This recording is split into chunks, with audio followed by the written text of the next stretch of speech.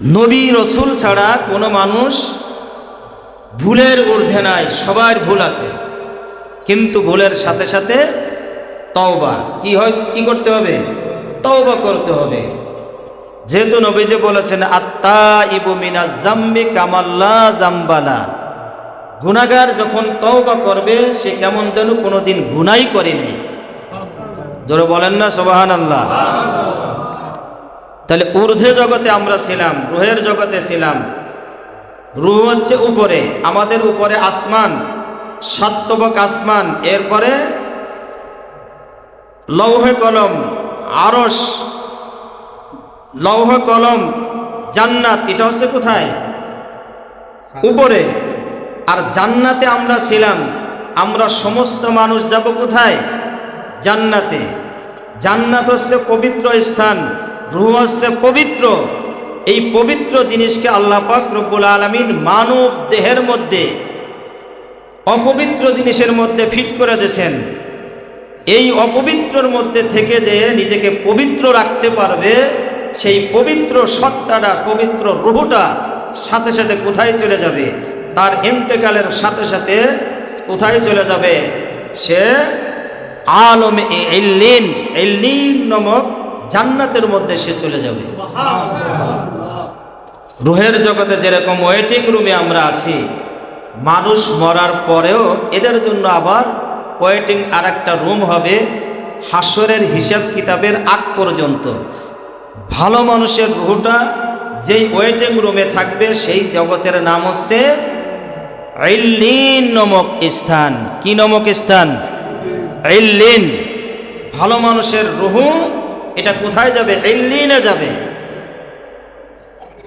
আর জমিন থেকে নিচে 7টা জমিন, এর নিচে হচ্ছে সিজ্জিন। কি নাম বললাম? সিজ্জিন। জাহান্নাম হবে তলদেশে, সিজ্জিন হচ্ছে কি? মাটির নিচে। তাহতা সারা, সব মাটির নিচে। এই সিজ্জিন নামক স্থানে যদি কেউ আল্লাহকে সন্তুষ্ট না করে যেতে পারে, নবীজির আদর্শ অনুযায়ী না চলতে পারে, যে যুগের যে নবী ছিলেন ওই উম্মতেরা যদি ওই নবীর অনুসরণ না করে, তাদের রূহ এরা অপবিত্র হয়ে যায়। অপবিত্র রূহগুলান তাদের আর ইল্লিন নামক স্থানে যাওয়ার সুযোগ তাদের থাকে না। তারা চলে যায় কোথায়? সিজ্জিন নামক জাহান্নামের তলদেশে তাদের স্থান। জোরে বলেন নাউজুবিল্লাহ। তাহলে আমরা যে মানুষ, এই মানুষের কিন্তু মরণ হয় না। একটা নতুন কথা আবার পেঁচ লাগায়েন না। আমাদেরকে যে আল্লাহ পাক রব্বুল আলামিন সৃষ্টি করছেন রুহ, এই রুহুর কিন্তু কোনো মরণ নাই। আমি আগেই বলছি, আজকের অনেক নতুন কথা বলা হবে, ব্যতিক্রম কথা। রুহের কি নাই? মরণ নাই। রুহ আপনি জীবনে দেখেন নাই, তার রুহুর মরণ হবে কি? আপনি বুঝবেন কিভাবে? এটা তো আল্লাহর হুকুম। রুহ যেদিন আল্লাহ পাক রব্বুল আলামিন সৃষ্টি করেছেন ঊর্ধ্ব জগতে, ওই দিনই সৃষ্টি পালাক্রমে এক এক স্থানে রুহ কি স্থানান্তরিত হয়েছে। রুহ ঊর্ধ্ব জগতে ছিল, ওখান থেকে আলমে আরওয়াহ, আলমে আরোহার থেকে আল্লাহ পাক রব্বুল আলামিন এই ওয়েটিং রুম থেকে এনে আলমে আরহামের মধ্যে রেখেছেন। আলমে আরহামের মধ্যে থেকে আল্লাহ মাতৃগর্ভের থেকে আলমে দুনিয়ায় পাঠাইছেন। আল্লাহ পাক বলেন সুম্মা সাবিলা ইয়াসসারা, 10 মাস 10 দিন যখন পূর্ণাঙ্গ হয়ে গেল, আল্লাহ সংকীর্ণ রাস্তাকে কুদরতিভাবে প্রশস্ত করিয়া আল্লাহ দুনিয়ার বুকে পাঠাইলেন। দুনিয়ায় আলমে দুনিয়ায় থাকার পরে এই রুহ যদি অপবিত্র হয়ে যায় তাহলে তাকে আলমে সিজ্জিন, আর যদি পবিত্র থাকে এই আলমে কোথায় চলে যায়? আলমে ইল্লিন নামক স্থানে চলে যায়। তাহলে রুহুর কিন্তু কি হয় না? মরণ হয় না। রুহুর হয় ইন্তেকাল, পরিবর্তন। ইন্তেকাল মানে কি? পরিবর্তন। ইন্তেকাল মানে পরিবর্তন। মরণ হয় কার? এই খেসার মরণ হয়, বডির মরণ হয়। বডিকে আল্লাহ পাক রব্বুল আলামিন 4টা জিনিস দ্বারায়, উপাদান দ্বারায় বানাইছেন, যার অধিকাংশ হচ্ছে মাটি। যার অধিকাংশ কি? মাটি। মাটি মাটি ধারায় যদি কোনো কিছু তৈরি করতে হয়, এই মাটিকে নরম করার জন্য কি লাগে? পানি। আবার এটাকে তাপ দেওয়ার জন্য লাগে আগুন এবং বাতাস। প্রয়োজনে এই মাটির ধারায় মানুষ বানাইছেন, প্রয়োজনের ক্ষেত্রে আর তিনটা জিনিস নিয়েছেন, পানি, মাটি, পানি, আগুন আর হাওয়া বাতাস। এই চারটে জিনিসের সমন্বয় হচ্ছে কি আমার বডি। এই বডির মধ্যে আবার আল্লাহ পাক রব্বুল আলামিন রূহ ফিট করে দিলেন। এই রূহ ফিট করার পরে পাঁচটা জিনিসের নাম একটা মানুষ। এই মানুষের মধ্যে চারটা থেকে যাবে, বডি জায়গায় থাকবে, রূহ চলে যাবে। কোন সময় আসলো আমি জানি না, কখন যাবে তাও আমি জানি না। এক কথায় রূহুর কোনো মরণ নাই। রূহ আল্লাহ পাক রব্বুল আলামিন আল্লাহর হুকুম, যতদিন তার বডির মধ্যে থাকার কথা ততদিন থাকবে। এখন বলেন, যেই জিনিস ধারায় সৃষ্টি হয়েছে এই জিনিস মানুষ বডি, এটাকে যখন নাকি বডির থেকে পাখি চলে যাবে, অর্থাৎ রূহ যখন চলে যাবে, এটাকে আমরা নবীর তরিকায় হিসেবে আমরা দাফন কাফন করি। কি করি? দাফন কাফন করি। আমরা কি দাফন করে রাখি, যেহেতু এটা একটা দুর্গন্ধযুক্ত জিনিস, এজন্য আমরা হেফাজতের জন্য যদি একটা মানব দেহকে যদি কোথায় ফেলায় রাখা হয়, মানুষেরা এলাকায় চলাচল করতে পারবে না, দুর্গন্ধ হবে। এজন্য আমাদের ইসলাম ধর্মে নবীর আদর্শ অনুযায়ী এই বডিটাকে কি করতে হয়? দাফন করতে হয়, ইজ্জাতের সাথে দাফন করতে হয়। এখন কবরের আযাব, আল্লাহর নবী বলেছেন, আল কবরু রাউযাতুম মির রিয়াজিল জান্নাহ আও হুফরাতিম মিন হুফারিন নার। কবর কারো জন্য জান্নাতের বাগান। আমাদের মৃত্যু মা বাবা আত্মীয় স্বজন যারা দুনিয়ার থেকে বিদায় হয়েছে, প্রত্যেকের কবর, হাসনাবাদ কবরস্থানে যারা আছে, সবার কবরকে আল্লাহ জান্নাতের বাগান বানায় দিক। আল্লাহর নবী বলেছেন, আল কবরু রাউযাতুম মির রিয়াজিল জান্নাহ আও হুফরাতিম মিন হুফারিন নার। আর কারো জন্য হবে এই কবরটাই জাহান্নামের গর্ত। এখন একটা প্রশ্ন আপনাদের, যে কবরের মধ্যে আযাব হবে, রূহ তো চলে গেল ইল্লিনে, রূহ যায় কোথায়? ইল্লিনে চলে যায়। কবরের মাটি হলো হাসনাবাদ কবরস্থানে আমার বডি, তাহলে বডিতে আযাব হবে, রূহ তো চলে গেল কোথায়? ইল্লিনে। ইল্লিন হচ্ছে একটা বিশেষ মেহমানখানা, আরামদায়ক স্থান। যত সুখ শান্তি এটা দেওয়া হয় রূহের পরে। শান্তিময় রূহগুলো চলে যাবে ইল্লিনে, সেখানে তারা আনন্দ উপভোগ করতে থাকবে। এটা বোঝার আগে বুঝতে হবে, আমরা স্বপ্নে দেখি না? স্বপ্নে দেখি কি দেখি না? ঘুমানোর পরে অনেক কিছু আমরা স্বপ্ন দেখি, তাই না? এই স্বপ্ন দেখার সময় অনেক আনন্দময় স্বপ্ন আমরা দেখি, দেখি কি দেখি না? খুব শান্তি পাচ্ছে, আনন্দময়, কত আনন্দ, কত উৎসব করতেছি। এই আনন্দময় যত স্বপ্ন দেখা হয়, এই স্বপ্ন দেখার পরে যখন আপনার ঘুম ভেঙে যায়, তখন কি আপনার শরীরে কোনো ক্লান্তি আসে? ক্লান্তি লাগে? লাগে না।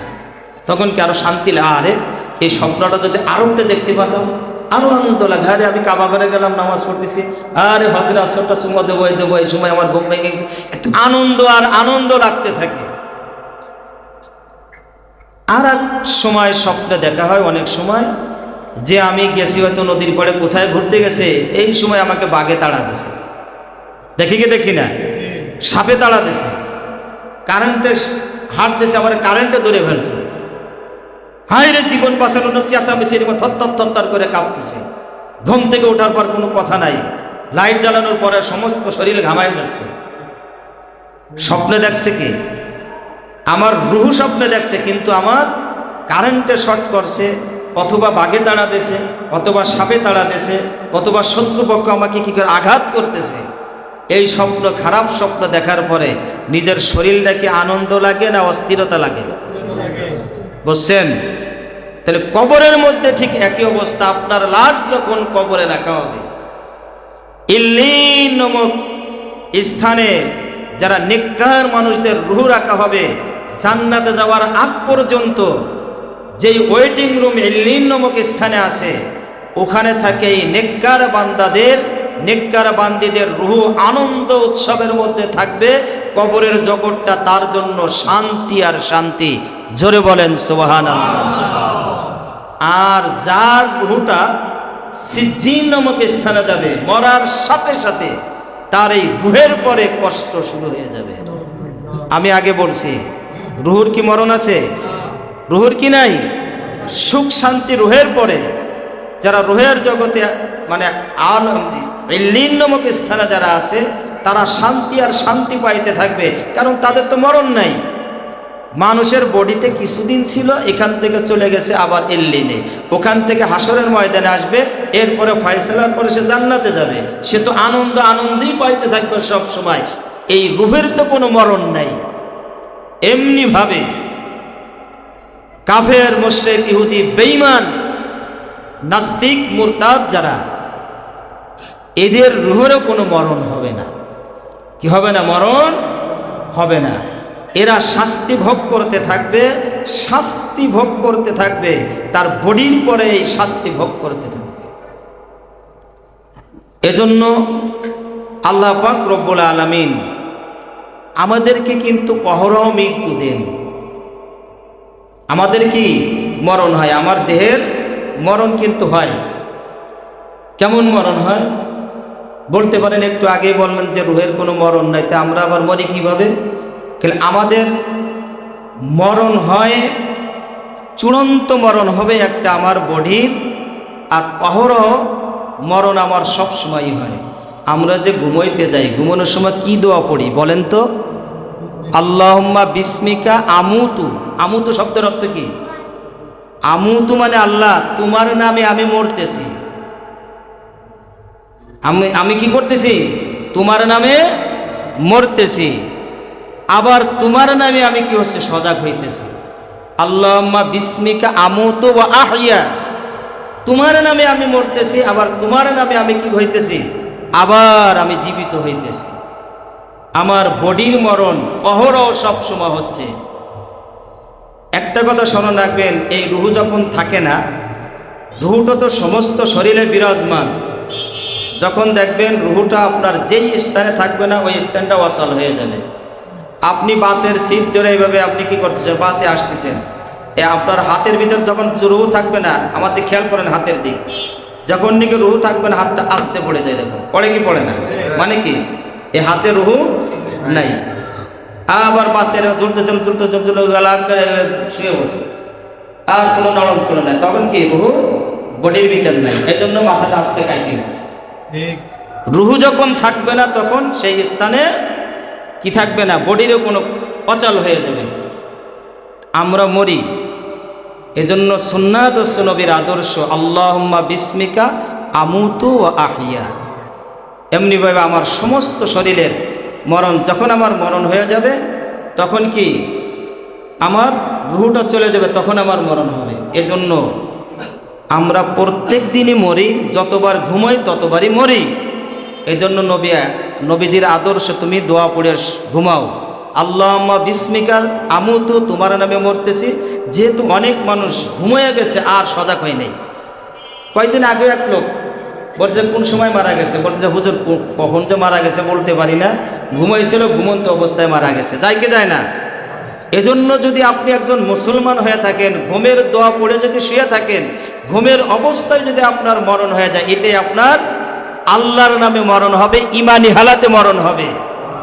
আর যদি আপনি ঘুমের দোয়া না পড়ে, ঘুমের অবস্থায় আল্লাহ না করে যদি মারা যান, বেঈমান হয়ে দুনিয়ার থেকে মারা যাবেন।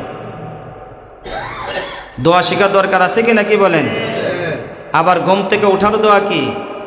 আলহামদুলিল্লাহিল্লাযী আহইয়ানা বা'দা মা আমাতানা ওয়া ইলাইহিন নুশুর।